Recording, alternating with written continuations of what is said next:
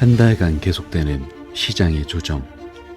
하지만 미국, 홍콩, 호주에 이르는 ETF를 향한 거대한 물결이 시작되고 있습니다. 현 시점이 기회가 될 수 있는 이유, 그 핵심은 이것입니다.